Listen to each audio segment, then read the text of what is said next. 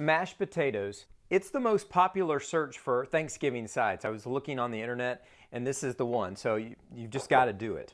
So the way I like to do it, I'm making this for 4 people. So I think 1 potato per person plus maybe just a little bit more. So this particular recipe has whipping cream in it and not chicken stock. So it's a whipping cream and butter. Very good. So there's 1 potato.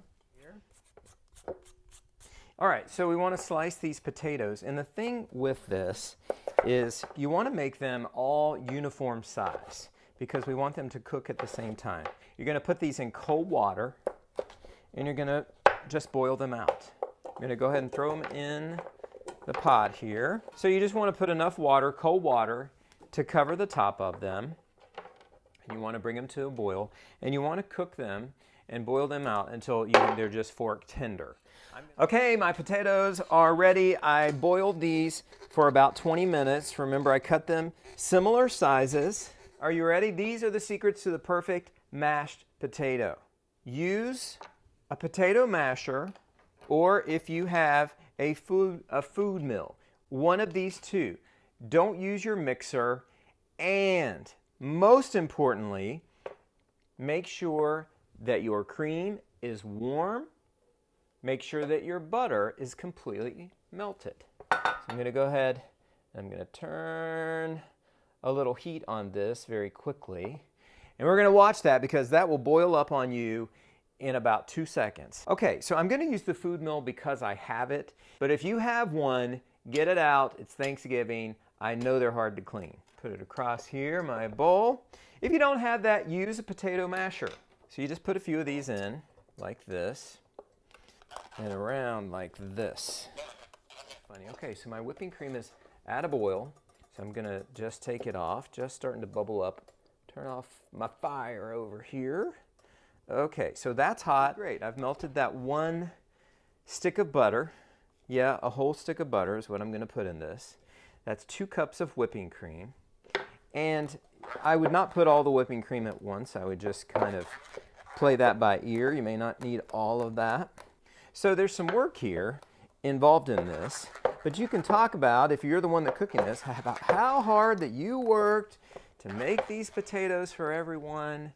If you're just using a potato masher, that's great. They might have a lump or 2 in them, but I like lumpy mashed potatoes, quite honestly. Okay, so you see this is just rice.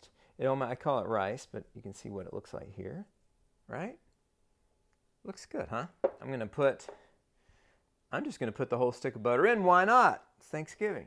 Again, the trick here, hot butter, hot cream. If you are using cold cream, cold butter, well, butter is going to take a minute to melt. Cold cream, you have a bigger chance of your potatoes, your mashed potatoes, turning out like glue. They're going to look like glue, and they're going to have the texture of glue. And then you're going to be upset, and then you're going to be disappointed. So take that extra time. And look what this is doing. Look how this is starting to really cream for us. I'm going to do just another little hit here. And this is really by feel. I wish I could tell you just to put the whole thing in there. Okay, so that's 1 pinch of kosher salt. That's 2 pinches of kosher salt. Let's go 2.5. Stir it up. Always have a couple forks to taste it out. Okay. Needs a little more salt. So, and that's the thing. You got to taste this as you go. I'm going to spoon out just a little bit here. Because guess what? It's Thanksgiving.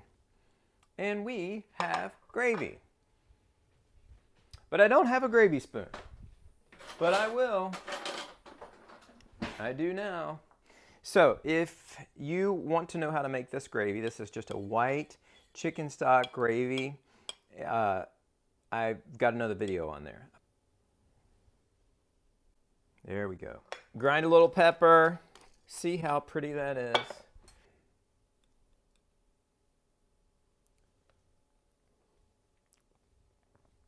And just like that, I'm at my grandmother's house in West Virginia, and we are having Thanksgiving. These mashed potatoes are fantastic. And now you know the secret. Mmm.